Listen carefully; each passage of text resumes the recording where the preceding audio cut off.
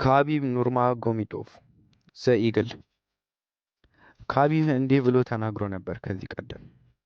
መሆን እፈልጋለሁ፣ ነገር ግን መናገር አለብኝ።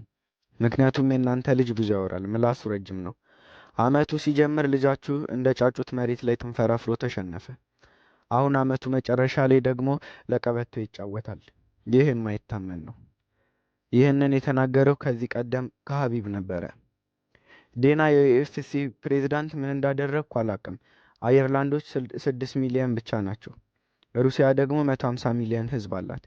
ጫጩቶቹን አጋጥሙ፣ ፊታችሁን ላበላሽላችሁ። እንደ ህፃን ፊቱን በጥፊ እየተፈጠፍኩ የታለ ችሎታ ልበለው። ይህ ግጥሚያ ከግጥሚያ በፊት የተናገረው ካቢብ ያወራው ነገር ነበር። ይህ ንግግር በተጋጣሚዎች ተረቶ የማያውቀው የንስሩ ዘኢግል ንግግር ነው።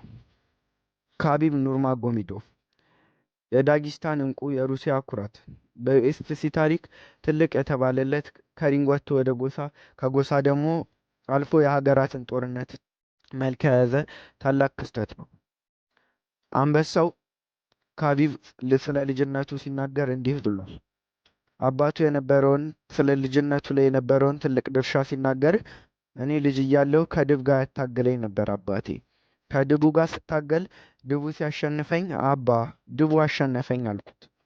እሱ ግን አንተም መልሰህ አሸንፈው እነቃው ይለኝ ነበር ብሏል። ካቢብ አንድ ወንድምና አንድ እህቶች አሉት። እሱ የቤቱ የመጀመሪያ ልጅ ሲሆን 19 ዓመቱ እያለ የጥበቃ ስራን ተቀጥሮ ነበር። ነገር ግን አባቱ ከስራው እንዲወጣ አደረጉት። እንዲህ ያደረጉት አባቱ አብዱልማናፕ ጎሚዶቭ ልጇቸው ቦክሰኛ እንዲሆን ስለሚፈልጉ ነበር። እንዲህ ብለው ነግረውት ነበር። ስራ ከቀየርክ በኋላ አትሌት አይደለህም። ከዚህ በኋላ ጠዋት ተነስተህ ልምምድ ታደርጋለህ፣ ትበላለህ፣ ትተኛለህ። ገንዘብ የሚያስፈልግህ ለውሃና ለስፖርት ብቻ ነው ብለውት ነበር። ምግብ ቤት አለልህ፣ ሁሉንም ነገር እኔ አሟላለሃለሁ፣ አንተ ግን ትፋለማለህ ብለውት ነበር። የካቢብ አባት አብዱልማናፕ የቀድሞ የሶቪየት ህብረት ወታደር ነበሩ። በጁዶና በሳምቦ ስፖርት ትልቅ ስም ያተረፉ፣ ከራሳቸውም አልፈው ተርፈው ወታደሮችን ያሰለጠኑ የነበሩ ሰው ናቸው። በርካታ ውድድሮች ላይ ተሳትፈው በሁለቱም ስፖርቶች አሸናፊ ሆነዋል። ካቢብ 11 ዓመት ልጅ እያለ እንዲህ ያስታውሰዋል። አባቱ መኖሪያ ቤታቸውን በመሸጥ ማሰልጠኛ አዳራሽ ተከራዩ። በዚያም 15 የሚሆኑ የሰፈር ልጆችን ሰብስበው ማሰልጠን ጀመሩ። ካቢብ ያንን ጊዜ ሲያስታውስ የምንሰለጥነው እንደ ወታደር ነበር ብሎ ይናገራል። አዲስ ተሰልጣኞች ሲመጡ ሁሌም እንደ ጠላት ነበር የማያቸው ብሎ ተናግሯል። ምክንያቱም አባቴ አንድ ቀን ከነሱ ጋር እንደሚያደባደበኝ ያውቅ ነበር። አባቴ ቀልድ አያውቅም። እኔ ከአንተ በላይ ስለማውቅ ያልኩህን ብቻ አድርግ ይለኛል ብሏል። እኔም አደርጋለሁ ይላል አብዱልማናፕ በካፒስታን ተራሮች በተከበበችው በባህል በበለጸገችው ዳጊስታን ውስጥ እጅግ የተከበሩና ምልክት የሆኑ ሰው ነበሩ። ፍላጎታቸው ሰዎችን ለማህበረሰቡ ጠቃሚ ማድረግ ነበር። ዳጊስታን እንዲህ ትመስላለች። ዳጊስታን ማለት የተራሮች ምድር ማለት ነው። ስለ ረጅም ዘመናት በአውሮፓ በኤዥያ መካከል እንደ ማገናኛ ድልድይ ሆና አገልግላለች። ይህ 50,000 ስኩዌር ኪሎ ሜትር ብቻ የሚሸፍነው ከ3 ሚሊዮን በላይ ህዝብ ይኖርባታል። በምስራቅ በካፒስታን ባህር፣ በምዕራቡ ከቼችኒያ ጆርጂኒያ፣ በደቡብ ደግሞ ከአዘርባጃን ትዋሰናለች። የዳጊስታን ህዝቦች ቤተሰባቸው በተራሮች ጫፍ ላይ ነው የሚሰሩት። ምክንያቱም ደግሞ ቤታቸውን በተራራ ላይ የሚሰሩበት በርካታ ጦርነቶች ስለነበሩባቸው ጠላቶቻቸውን ከሩቅ አይተው ራሳቸውን ከወረራ ለመከላከል እንዲያመቻቸው ነበር። በዳጊስታን ትልቁ መተዳደሪያ የነበረው ግብርና ነው። የዳጊስታን አሁን ትልቅ ሆና ከተማ ሆናለች በካቢብ ምክንያት። ለዛም ነው ዳጊስታን ጠንካራ መሆን በደማቸው የሚገኘው። ዳጊስታናዊ ስትሆን ጠንካራ መሆን ምርጫ ሳይሆን ግዴታ ነው፣ አስቸጋሪም ነው። በዳጊስታን ጁቦ እና ሳምቦ የባህል ስፖርታቸው ነው። የሚዝናኑት በትግል ነው። የዚህ ዋና ዓላማውም ወጣቶችን ከሱስና ከአሸባሪነት ለመከላከል ነው። የካቢብ ስኬትም እዚህ መንደር ላይ ይጀምራል። አንድ ጊዜ የካቢብ ወንድም ከአንድ የሰፈር ልጅ ይጣላና ይቀጠቀጣል። የተመታው ልጅ ታላቅ ወንድሙን ይዞ ይመጣል። ካቢብ ግን እንዲህ አላለም። አንተ ወንድሜን ጫፍ አትነካውም በማለት ከእድሜ ከሚበልጠው ልጅ ጋር ተደባድቦ አሸነፈው። ከዛ ቀን በኋላ ከልጁ ጋር ተከባብረው ነበር። የዩኤፍሲ ጉዞ ደግሞ ይህንን ይመስላል። ካቤብ ዩኤፍሲን ከመቀላቀሉ በፊት 2 ምርጫዎች ነበሩት፣ ጁዶና ኤምኤምኤ ነበሩ። አባቱ ጁዶን እንዲቀላቀል ቢፈልጉም አላስገደዱትም። እሱ ግን ኤምኤምኤን መረጠ። በካምቦት ሳምቦ 2 ጊዜ የመላውን የሩሲያን አሸነፈ። ደግሞ ሻምፒዮን መሆን ችሏል። ከሳምቦ ፊቱን ወደ ኤምኤምኤ ሊያዞር ያገኘው የቻለው ተጋጣሚ ሁሉ እጁን ማስከንዳቱን ቀጠለ። በመደበኛው ኤምኤምኤ 16ቱንም ግጥሚያዎች አድርጎ 16ቱንም ካሸነፈ በኋላ ራሱን 1 ደረጃ ከፍ አደረገ። እናም ዩኤፍሲን ተቀላቀለ። ነገር ግን አንድ እክል ገጠመው። የዩኤስ ኤምባሲ ቪዛ ከለከለው። በኋላም በተደጋጋሚ ጠይቆ ነበር ቪዛን። በ2011ም ተሳካለት። ሄዶም ኮንትራትን ተፈራረመ።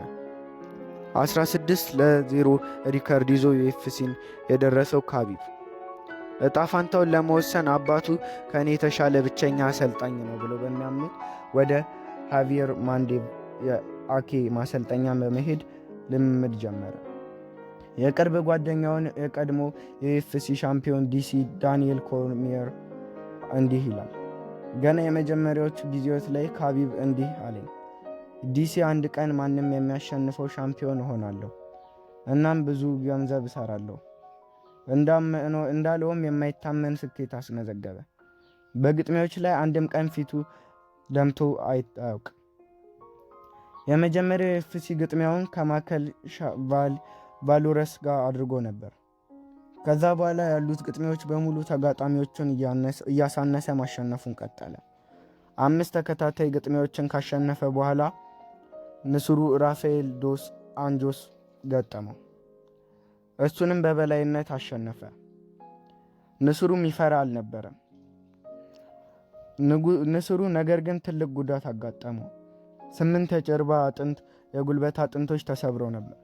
4 ጊዜ ቀዶ ሕክምና ተደረገለት። በዚህም ምክንያት ለ2 ዓመት ከውድድሩ ወጣ። ይህ ጊዜ እጅግ ለእሱ አስቸጋሪ ነበር፣ ምክንያቱም እሱ ያሸነፋቸው ተጋጣሚዎች ሌሎችን አሸንፈው ለቀበቶ ሲወዳደሩ አይቷል።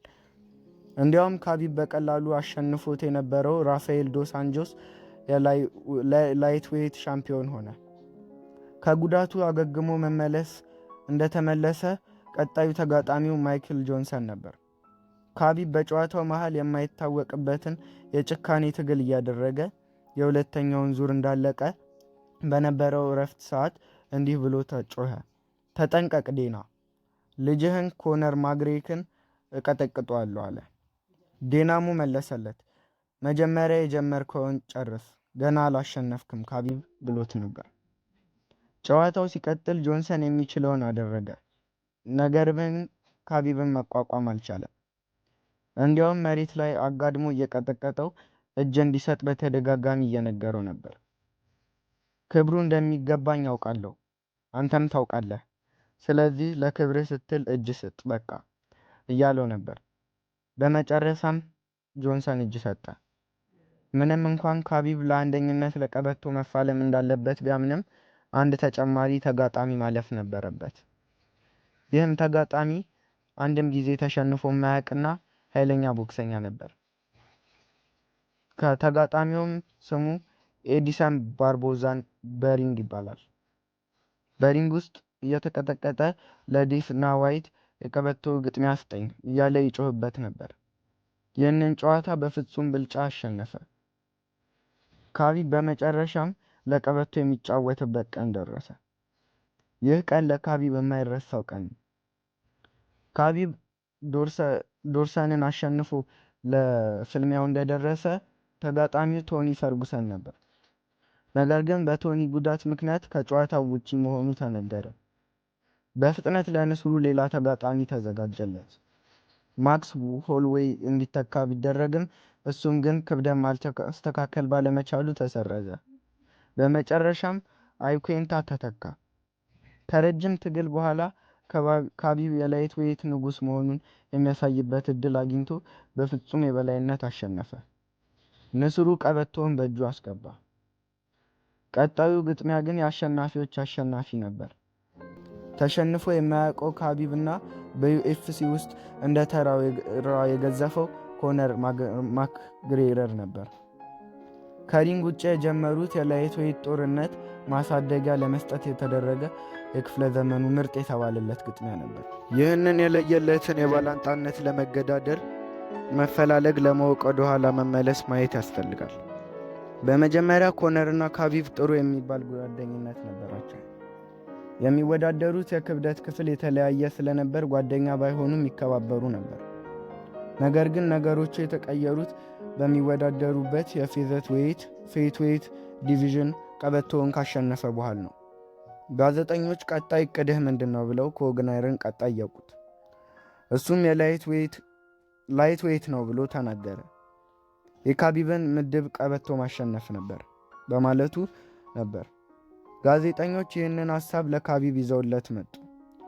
ካቢብ ሲመልስ ማክግሬገርን እወደዋለሁ፣ ግን እኔ ባለሁበት ዲቪዥን ለመወዳደር ከወሰነ በ4 ደቂቃ ውስጥ ፎጫ እሰጠዋለሁ አለ። ከዚህ በኋላ ግንኙነታቸው እየሻከረ እና ቃላት መወራወር ጀመሩ። የኮነር ቡድን አጋርና ጓደኛው የሆነው ሩሲያዊው አርተር ሎቨር በአንድ ቃል መጠየቅ ላይ እንደዚህ ብሎ ተናገረ። ካቢብ 6 ጊዜ ውድድር ሰርዟል። የሚሰርዘው ደግሞ ትንሽ ህመም በተሰማው ቁጥር ነው። ትንሽ እንኳን ቢያመው ውድድርን ይሰርዛል። ክብደቱን ማስተካከል አይችልም። ስለ ደጋፊዎችም አይጨነቅም። ኮነር ግን ሻምፒዮን ነው። ምንም አይነት ጉዳት ቢገጥመው ውድድሩን አይሰርዝም። ካቢብ ግን ሴታ ሴት ፈሪ ነው ብሎ ተናገረ። ሁልጊዜ ውድድር የሚሰርዛል ብሎ ተናግሯል። ይህንን የሰማው ካቢብ ኦተርም ሎቦቭን በአንድ ሆቴል መተላለፊያ ላይ አግኝቶት አንገቱን ይዞ ያልከውን ድገመው አለው። ሎቦቭ ግን ፈርቶ ምንም አላልኩም አለ። በኋላ ላይ ሎቦቭ ለኮነር ደውሎ በካቢብ በጥፊ መመታቱን ነገረው። ኮነር በቁጣ ተሞልቶ የራሱን የጂ50 የግል አውሮፕላን በመከራየት ከ20 እስከ 30 የሚሆኑ የአየርላንድ ጓደኞቹን ሰብስቦ የካቢብ ቦታ ሄደ። እነዚያ ወጣቶች ካቢብ ያለበትን የዩኤፍሲ ተወዳዳሪዎች አውቶቡስ ላይ ጥቃት በመሰንዘር መስታወቱን ሰባበሩት። ኮነርም በቁጣ ውጣ እያለ ሲጮህበት ነበር። እርስ በርስ ከፍተኛ ጥላቻ መወራወርና ስድብ መሰነዛዘር ሲጀምሩ በብዙ ምክንያቶች የዞረው የዓለም የሻምፒዮኖች ውድድር ግጥሚያ 2018 የሚደረግበት ቀን ይደርሳል ተብሎ ተወጀ።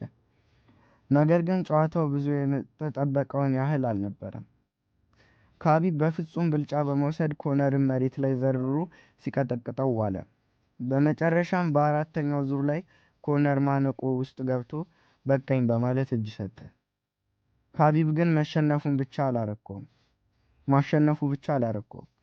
ከሪንግ ውጭ ሆነው እሱ ላይ በሃይማኖቱና በአባቱ አፋቸውን ሲከፍቱ ወደ ነበሩት የኮነር የቡድን አባላት 6 ሆነው ሲጠብቁት ቢሆንም ዘሎ ተወረወረባቸው። በሪንግ ውጭ ትልቅ ረብሻ ተፈጠረ። ከዚህ ስህተት በኋላ በዩኤፍሲ በካቢብ ላይ የ9 ወራት እግድና የ500,000 አሜሪካ ዶላር ቅጣት ተወሰነበት። ሐምሌ 3 ቀን 2020 ካቢብ ላይ ለመላው ለስፖርት ቤተሰብ ጥቁር ቀን ሆነ።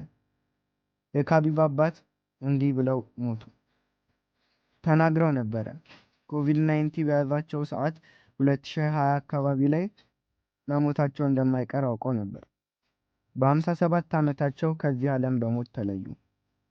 በንግስናው ሪንግ ላይ ገና ብዙ ያሳያል ተብሎ ሲጠበቅ የነበረው በህይወቱ ትልቁ ተተኪ የሌለው ካቢብ የመጨረሻ ፍልሚያውን ከጃስቲን ጋጂ ጋር አደረገ።